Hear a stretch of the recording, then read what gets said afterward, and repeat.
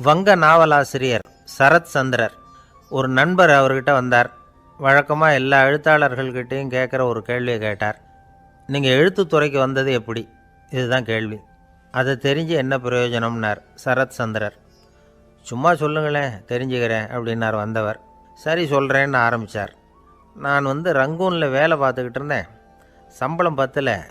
வேலையும் பார்த்துக்கிட்டு ஒரு பலசரக்கு கடை வைக்கலாம்னு நினச்சேன். என்னால் மளிகை கடை வச்சு சரியாக நடத்த முடியுமாங்கிற சந்தேகம் என் மனைவிக்கு. அதை சோதனை பண்ணி பார்க்கணுங்கிறதுக்காக சில பொருள்களின் அளவு, அதோட விலை, இப்படி சிலதை சொல்லி எல்லாத்தையும் மனக்கணக்காக கூட்டி போட சொன்னாங்க.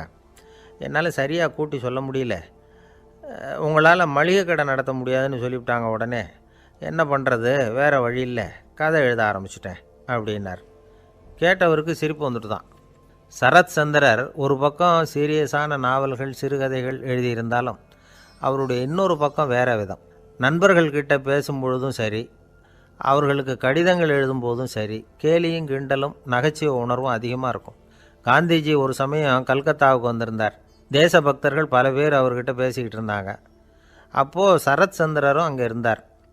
கிரண் சங்கர் ராய் அப்படிங்கிறவரும் அங்கே இருந்தார். அவர் சொன்னாராம், காந்திஜியோட பழகிய முதல் வங்காளி நான் தான். போயர் யுத்த காலத்தில் இவர் லண்டனுக்கு வந்திருந்தப்போ என்கிட்ட தான் வங்காள மொழி கற்றுக்கிட்டார் அப்படின்னாராம். உடனே சரத் சந்திரர் காந்திஜியை பார்த்து, இவர் உங்களுக்கு வங்காள மொழி கற்றுக் கொடுத்தது உண்மைதானா அப்படின்னாராம். ஆமான்னாராம் காந்தி. அதனால தான் உங்களால் வங்காள மொழி கற்றுக்க முடியல அப்படின்னாராம். எல்லாரும் சிரித்தாங்களாம்.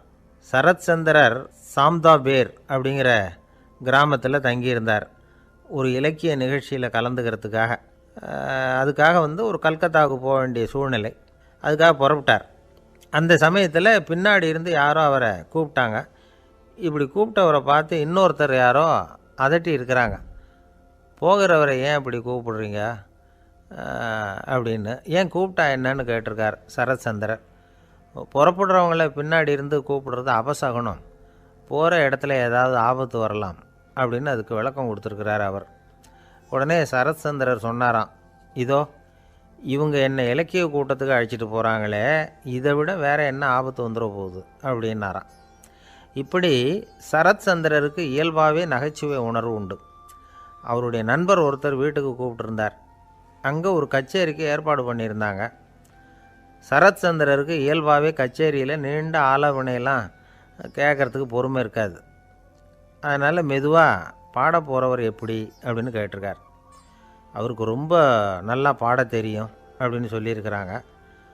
அதுக்கு சரத் சந்திரர், பாட தெரியுங்கிறது சரி, பாட்டை நிறுத்த தெரியுமா அதை சொல்லுங்கள் முதல்ல அப்படின்னாராம். கங்கை கரை தோட்டம் பக்கத்தில் ஒரு ஆசிரமம். அங்கே ஒரு பெரியவர் தங்கியிருக்கிறார். அவர் தான் ராமகிருஷ்ண பரமஹம்சர். அந்த ஆசிரமம் இருந்த இடம் கரக்பூர். வங்காளத்தில் பொதுவாக எல்லோரும் மீன் சாப்பிட்றது உண்டு. கங்கையில் குளிச்சுட்டு கையில் ஒரு மீனோடு வர்றது வழக்கம். இவர் இருக்கிற இடத்துக்கு கங்கையில் படகு வழியாக வரணும். அப்படி தான் எல்லோரும் வருவாங்க. வர்றவங்கள ஒன்று கூட்டி ஆன்மீக விஷயங்களை பற்றி பேசிக்கிட்டு இருப்பார்.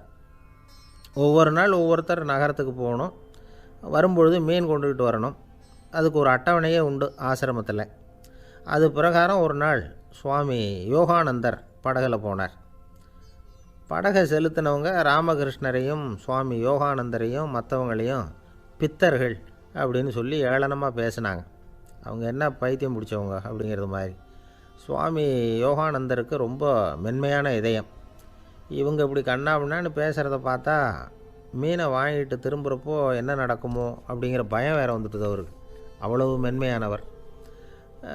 இதை தெரிஞ்சுக்கிட்ட ராமகிருஷ்ணர், யோகானந்தா இங்கே வா அப்படின்னு கூப்பிட்டார். இவர் கண்ணீரை தொடச்சிக்கிட்டே கிட்ட போனார். சொன்னார், ஐயா, படகு ஓட்டுறவங்க உங்களை பற்றி மோசமாக பேசுகிறாங்க.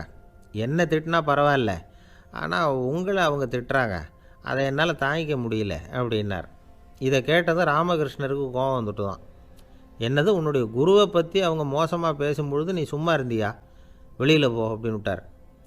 குரு நிந்தனை செய்கிறப்போ அதை கேட்டுக்கிட்டு சும்மா இருக்கலாமா? குரு நிந்தனையை கேட்டால் பாவம் இல்லையா? என்னை தூற்றும்போது அவங்க பாவம் செய்கிறாங்க.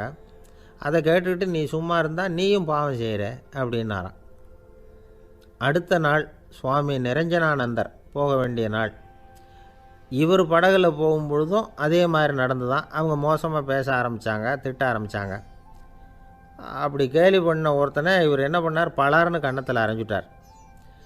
இன்னொருத்தனை கங்கையில் தூக்கி எறியறதுக்கும் தயாராகிட்டார். அதுக்கப்புறம் அவங்க யாரும் வாயை திறக்கலை. மீன் வாங்கிட்டு வர்றப்பவும் படகுல ஒரே அமைதி. அவ்வளவு பயம் அவங்களுக்கு. ராமகிருஷ்ணர் கூப்பிட்டு விசாரித்தார் என்ன நடந்ததுன்னு. இவர் சொன்னார், அவர் யோகானந்தா போகும்பொழுது என்ன நடந்ததோ அப்படியே தான் இப்போவும் நடந்தது. குரு நிந்தனை செய்கிறத கேட்டுக்கிட்டு நான் சும்மா இருப்பேனா, ஒருத்தனை அப்படியே அரைஞ்சுட்டேன், இன்னொருத்தனை ஆற்றுல தூக்கி போட்டுருவேன்னு பயமுறுத்தினேன், அவ்வளவுதான் அப்படின்னாராம். இப்போவும் ராமகிருஷ்ணருக்கு கோபம் வந்துட்டு தான். என்ன இது, அணியறது காஷாயம், இருக்கிறது ஆசிரமம், உனக்கு இவ்வளவு கோபம் வந்ததுன்னா அப்புறம் என்னத்துக்கு ஆசிரமத்தில் இருக்கணும், பிரம்மச்சாரி எப்பவும் அமைதியாக இருக்கணும் அப்படின்னு அறிவுரை சொன்னாராம் ராமகிருஷ்ணர். அப்போ இவர் கேட்டாராம், ஏங்க அவருக்கு ஒரு விதமான அறிவுரை சொன்னீங்க, எனக்கு வேறு விதமாக அறிவுரை சொல்கிறீங்க, இதில் எது உண்மை அப்படின்னு கேட்டிருக்கார். இதுக்கு ராமகிருஷ்ணர் சொன்ன பதில் என்னென்னா, அட அசடே, சக்கரத்தில் காற்று அதிகமாக இருந்தால் குறைக்கணும், குறைச்சலாக இருந்தால் கூட்டணும். அவன் சாது, அவனுக்கு அதிக உணர்ச்சி தேவை,